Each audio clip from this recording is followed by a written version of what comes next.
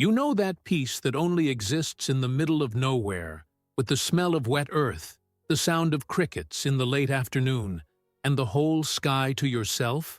Well, that's exactly what I had achieved with a lot of sweat and zero patience for my slacker neighbors.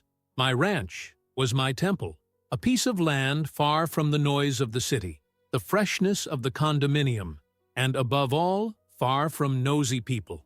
Until she arrived. She parked that gleaming white SUV, with more sensors than a war drone, right on the edge of the dirt road that led to my main gate. The woman got out of the car dressed like she was going to brunch in the city center, stiletto heels sinking into the red mud, a white blazer grimy by the end of the day, hair tied up in a bun that screamed, "I am authority." And the worst, holding a clipboard. Clipboard, my friend, the favorite weapon of neighborhood tyrants. As soon as she got downstairs, she started taking photos of the gate, of the fence, the tree that was leaning the wrong way, the cattle at the bottom of the pasture. I swear to God, I thought she was going to measure up to the shadow of my tractor to see if I was breaking some rule invented in her head. I took 2 steps off the porch and just watched. I knew there was a bomb coming. The woman looked over her sunglasses, that kind of look that pierces the soul and condemns without judgment. She shouted from the other side of the fence, "You're violating the HOA's rural aesthetics regulations. This fence, all this, is not in compliance."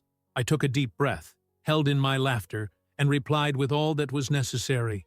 "This is private property, and you're meddling where you didn't belong." She gave me that cynical smile of someone who thinks they're dealing with an idiot. And maybe she was used to it, because it must work in the condominium where she reigns with her decaffeinated coffee and agenda meetings about the exact color of other people's gardens. But here it was mud, sweat, and the smell of manure. And I wasn't willing to be her new plaything. The conversation didn't last 2 minutes.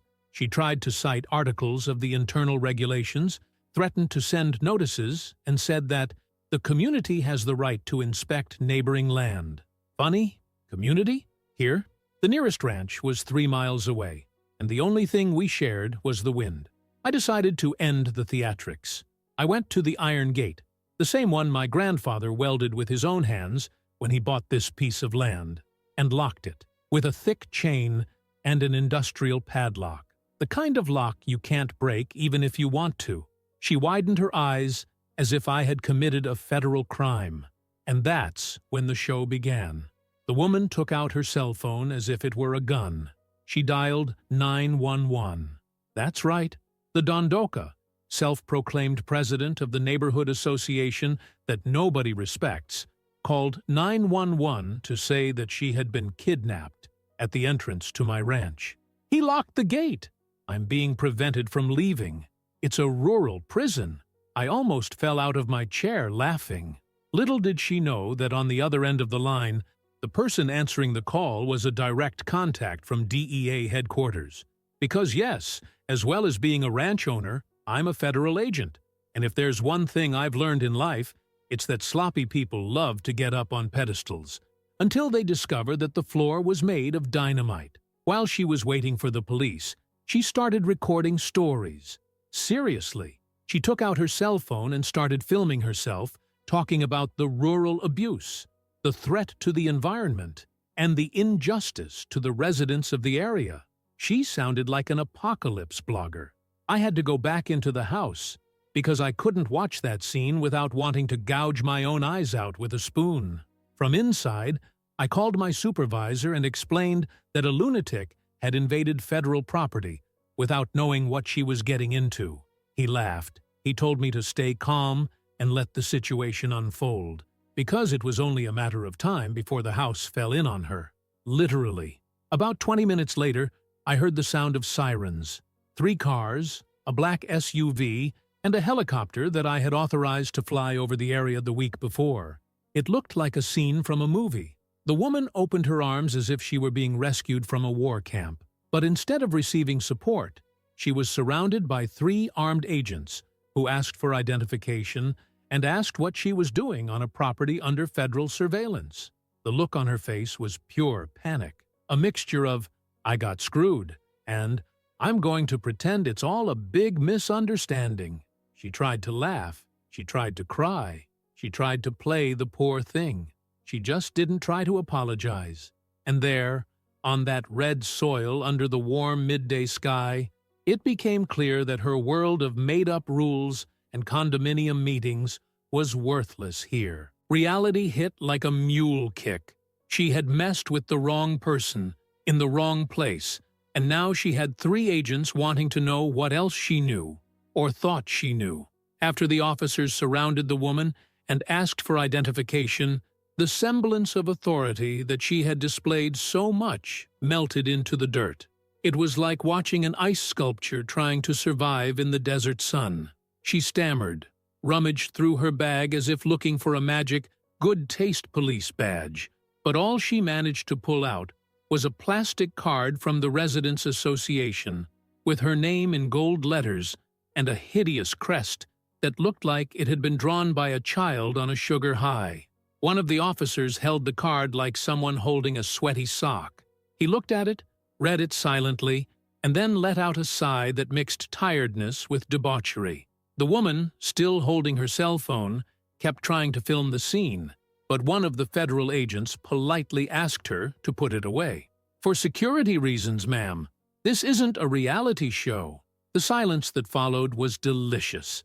A thick, uncomfortable silence, where all you could hear was the sound of flies, the helicopter's engine and her pride crumbling inch by inch. For the first time, the HOA president was speechless. The team began searching the entrance to the ranch, doing perimeter checks as part of standard protocol. No big deal, just another routine check that she had the misfortune of witnessing. She began to question the agents, saying that it didn't make sense for a DEA operation to take place so close to the residential neighborhood. She had the audacity to suggest that it was a risk to the community, that there should be some kind of warning, a meeting, a monthly bulletin. An agent just turned his face away and let out a short smile. "Do you think we make flyers for secret missions?" And it was at that moment that she realized the size of her blunder, because, until then, she had believed she was facing just any farmer, one of those who spends his day sucking milk out of cows and complaining about taxes. Her mind had no room to imagine that, behind that rusty gate and my battered cap, there was a federal agent working undercover in a real operation, with real targets, and that the ranch she wanted to bring up to community standards was actually part of a government-protected structure. There was one particular moment that I'll never forget. Her standing there, her shoes sinking into the mud, her makeup running in the heat, her eyes wide, staring at the sign that one of the agents had taken out of his black truck and fixed to the gate. Federal Protected Area. Restricted access. It hit her with the force of a punch. Because no one there needed to raise their voice, threaten, or make a fuss. All it took was silence and the agents' uniforms to show who was really in charge. And the best part, I didn't even have to say anything. The woman tried to get around the situation. She began to justify herself, saying that she just wanted to keep order, that she had received complaints about the state of conservation of the area, that several neighbors were worried. It was pathetic. She sounded like a student trying to explain to the teacher why she hadn't handed in her work. And the more she spoke, the more the Federals remained impassive. One of them even took her cell phone and checked the videos she had recorded earlier. His face was a painting, slight contempt with a touch of boredom. After a few minutes, they asked her to leave. Not violently, but with the kind of firmness that leaves no room for negotiation. She turned around with slow, defeated steps, as if she were walking in slow motion towards shame. And yet, before getting into the car, she turned her face away and tried to maintain her pose.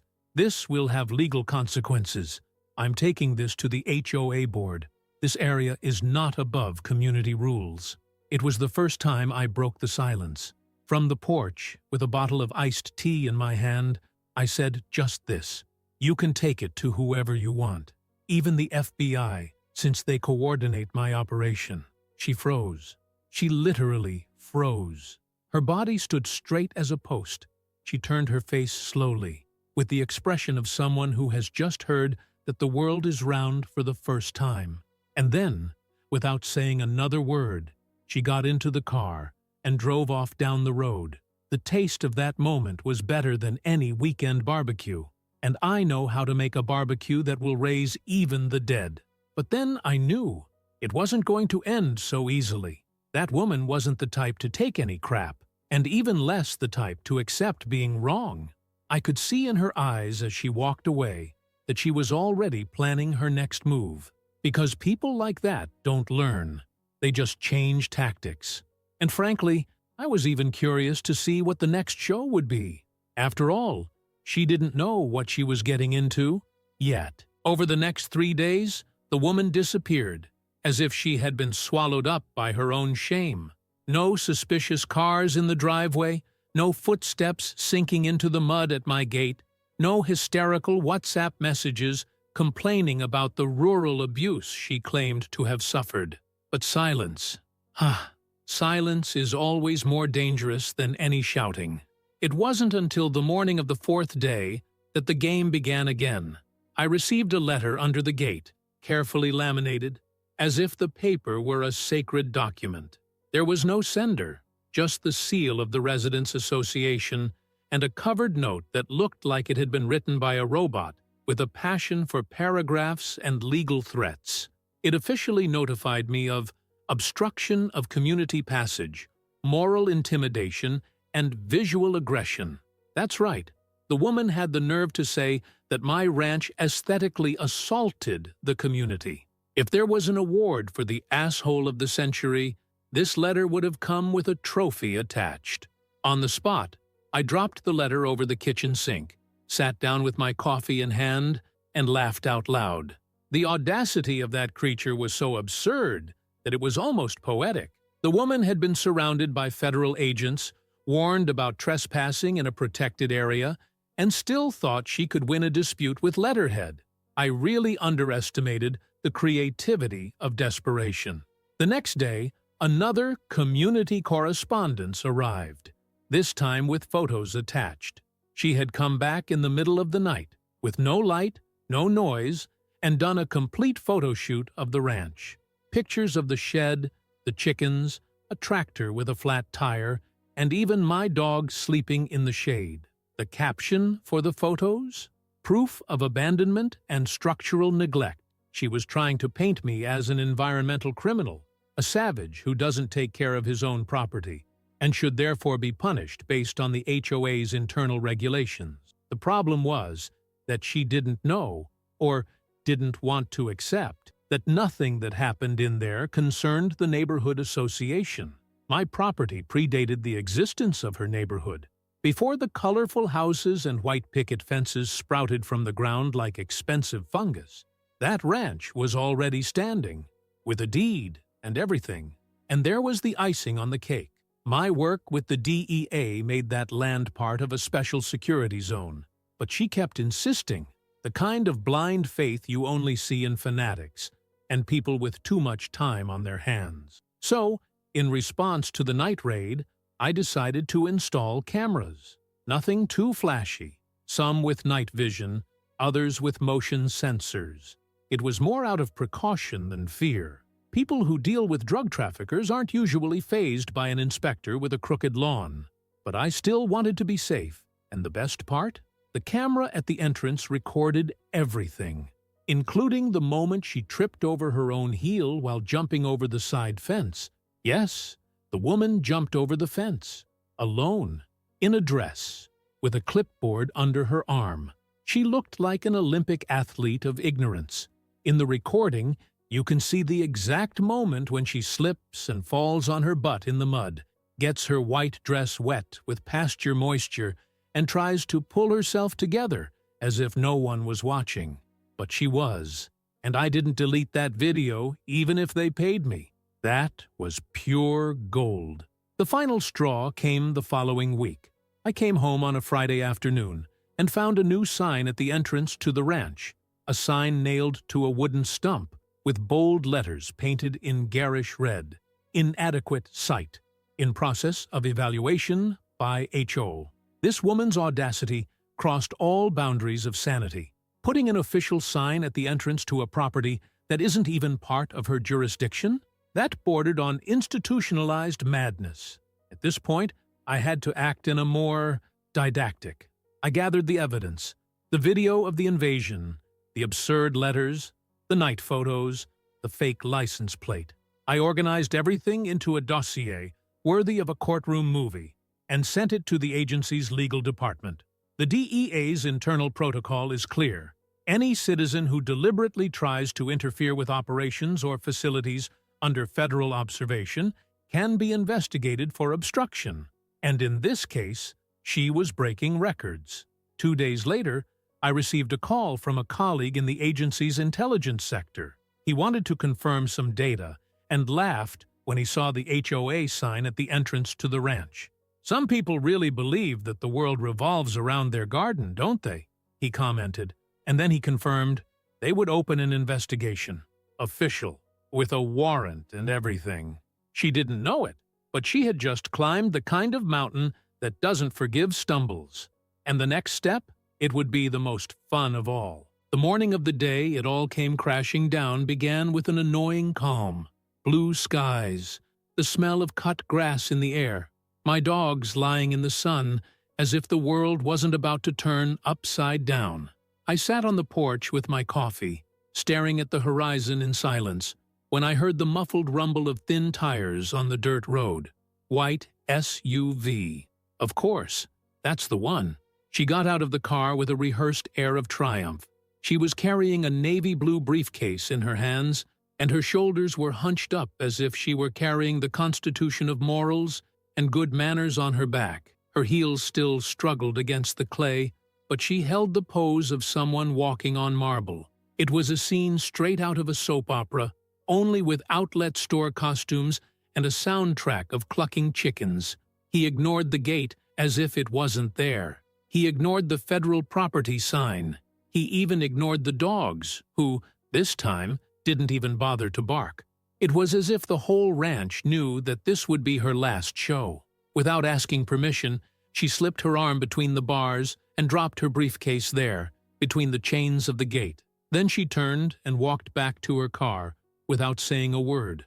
But he didn't leave. He stayed inside, in the driver's seat, fiddling with his cell phone with the intensity of someone about to publish the next neighborhood scandal. Inside the briefcase, more of the same.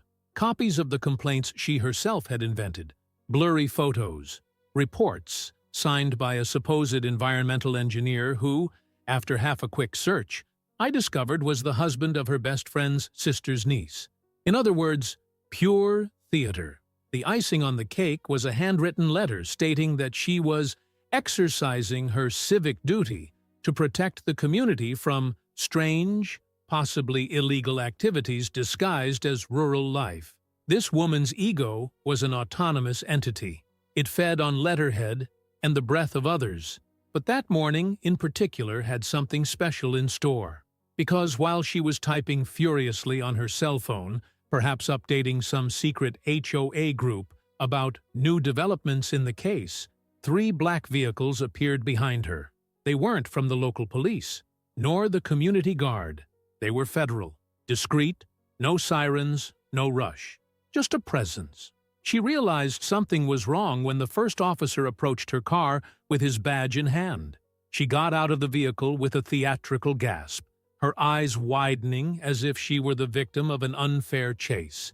But the look of helplessness didn't last half a minute, because in less time than it takes for a viral video to spread, she had her hands on her head, being informed that she was under investigation for obstruction, trespassing on federal property, and false reporting, with the aggravating factor of attempted interference in an operation. Her expression oscillated between, "This is a prank," and "I'm going to sue all of you." She tried to speak up, shout, demand lawyers, but the agents were as courteous as a waiter in an expensive hotel. They listened, took notes, and carried on doing their job. One of them searched her car. Another picked up the briefcase that had been left at my gate, all in the bright sunshine, while she melted faster than forgotten butter on the hood. The scene was so satisfying that even the ranch rooster stopped crowing to watch. When the officers had finished, she was taken away in a car without handcuffs, but with all her dignity destroyed. She got into the car like someone entering an elevator to the basement of their own reputation. As the vehicle disappeared down the road, one of the federal agents came to the gate and handed me a piece of paper. It was a copy of the investigation report, preliminary, of course, but with one delicious detail. All her complaints had been dismissed as unfounded, motivated by personal conflict, and without any legal backing. I looked at that piece of paper like someone holding a sweaty trophy at the end of a marathon. Not out of pride, but out of relief. Because after weeks of dealing with insanity disguised as civility, someone had finally pressed the enough button. In the days that followed, silence reigned once again. I didn't see any more white SUVs driving around, nor did I hear footsteps trying to cross the fence. The HOA disappeared from the map as far as my property was concerned, and rumors began to circulate. Some said she was suspended from the association. Others swore she'd run away to relatives in another state. Some even bet that she was undergoing spiritual treatment on a ranch in Arizona. I don't know which was true, and frankly, I didn't want to know. Because that afternoon, when I hung my hammock on the porch and watched the sunset gilding the wheat field, I knew one thing for sure. Peace is priceless, but when someone tries to take it away from you, it's worth charging interest. The gate is still locked. The signs are still there, and the lesson has stuck in the mud. There are people who think they run the world because they hand out newsletters and call meetings. But the real world, with the smell of dirt and sweat on its skin, that doesn't accept a sheriff with a spreadsheet. What if she tries to come back? Good. The fence is now electric. And if you like this video, don't forget to leave a comment and a like.